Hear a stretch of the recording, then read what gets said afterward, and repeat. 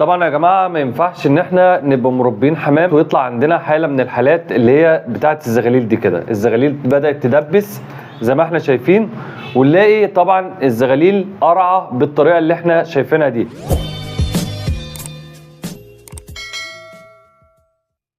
بسم الله والصلاة والسلام على رسول الله. السلام عليكم ورحمة الله وبركاته. ازيكم يا جماعة؟ عاملين ايه؟ يا رب دايما تكونوا بخير وسعادة دايما يا رب. النهارده ان شاء الله هنتكلم على اغرب حالات الافتراس اللي هي ممكن تحصل عندك وسبب نتف ريش الزغاليل. نتف ريش الزغاليل او قص ريش الزغاليل ده طبعا بيرجع لسبب من الاسباب اللي احنا هنتكلم عليها، وحاله من الحالات اللي حصلت عندي هبدا اوريها لكم دلوقتي ونشوفها على الطبيعه.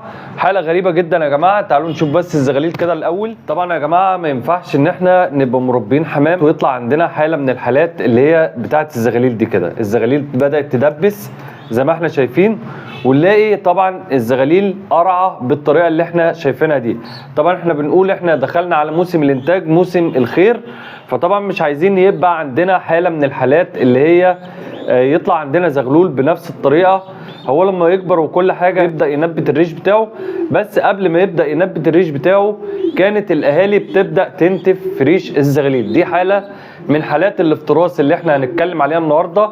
اهي كده يا جماعه زي ما احنا شايفين، حاله من حالات الافتراس اللي احنا هنتكلم عليها النهارده في الفيديو بتاعنا. ودي من اخطر حالات الافتراس اللي هي برضو ممكن تصيب الحمام بتاعنا. تبدا الاهالي او اللصوص الكبيره تملح من الزغاليل بمعنى صح.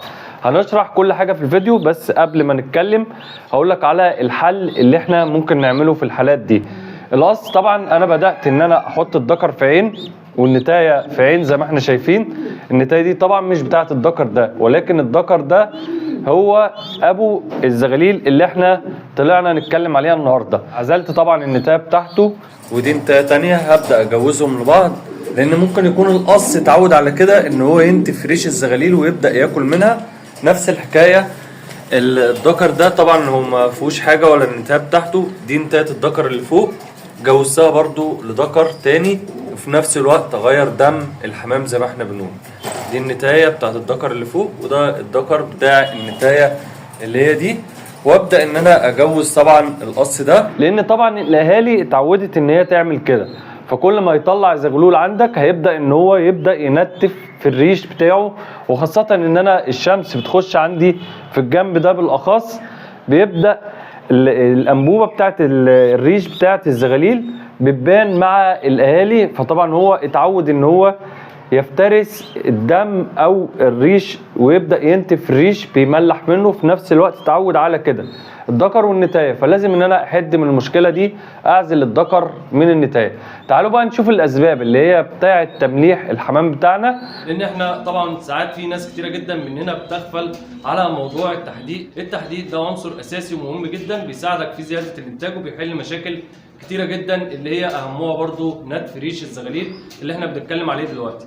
طبعا ما بيلاقيش العنصر ده، فبيحاول ان هو يملح من الريش اللي هو بتاع الزغلول بتاعنا. وانت طبعا مش هتجيب التحديق اللي هو الجاهز، ممكن انك انت تعمله على ايدك. تجيب قالب طوب احمر على قالب طوب جيري على شويه فحم على شويه رمله، وتقدر انك انت تعمل التحديق ده. طبعا بتحط عليه شويه ملح كمان، ولو في شويه صدف انك انت تقدر تشتريهم من عند اي حد، شويه طمي اللي هو الطمي اللي هو بيبقى في الاراضي الزراعيه كده. انت بتقدر انك انت تدي العناصر اللي هي بتاعه التمليح لفرد الحمام بتاعنا.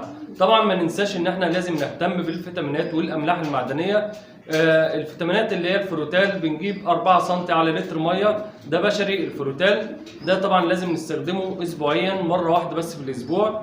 4 سم على لتر ميه. الكالسيوم لازم نهتم بيه لان ده عنصر اساسي برضو بيحل المشكله دي، لازم نهتم بيه. الكالسيوم البيكال او الديكال بي 12 اللي احنا برضو كنا اتكلمنا عليه، ده برضو هيساعدك في زياده الانتاج ويحل مشاكل اللي هي مشاكل التمليح او نتف ريش الزغاليل اللي احنا بنتكلم عليها حاليا.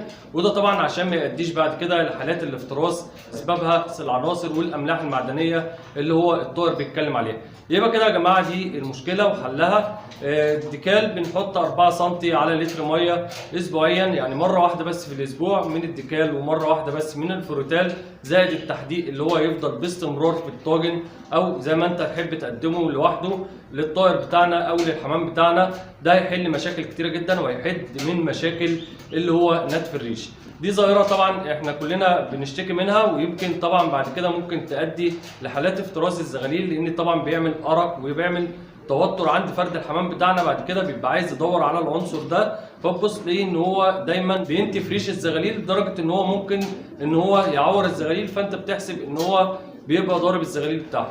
دي الحالة الوحيدة والعلاج اللي هو سهل وبسيط جدا في انك انت تقدم التحديق باستمرار عند الحمام بتاعنا، وتهتم برضو بالكالسيوم والفيتامينات والاملاح المعدنية للحمام بتاعنا. الحاجة الأخيرة اللي أنا هتكلم عليها اللي هي ممكن تعمل حالات الافتراس قبل ما انهي الفيديو بتاعي، اللي هي الإضاءة طبعا اللي أنا ممكن أسيبها في المكان بتاعي باستمرار.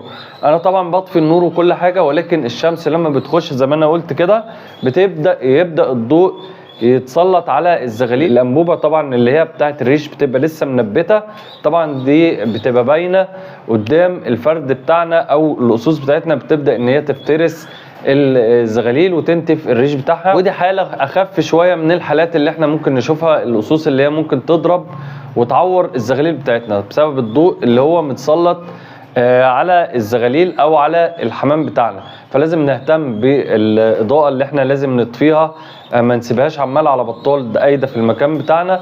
لو الضوء بتاع الشمس حاول ان انا اخف منه شويه، طبعا احنا داخلين على الشتاء كده كده هنقفل، فلازم طبعا ان انا اخد بالي من الحاجات دي. القص ده هبدا انقله بعيد شويه عن ضوء الشمس، يعني ممكن ان انا احطه في حته تكون ضوء الشمس ما بيخشش فيها، عشان بعد كده ان شاء الله احد من حاله الافتراس اللي هي حصلت بالنسبه للزغاليل. وكده يا جماعه بكون نهايه حلقتي معاكم، يا رب كده اكون قدرت اقدم ماده مفيده لحضراتكم. ما تنسوناش بقى في نهايه الفيديو باللايك والشير واشتراككم في القناه، ويا ريت تفعل زر الجرس ليصلك كل ما هو جديد من قناتي. والسلام عليكم ورحمه الله وبركاته.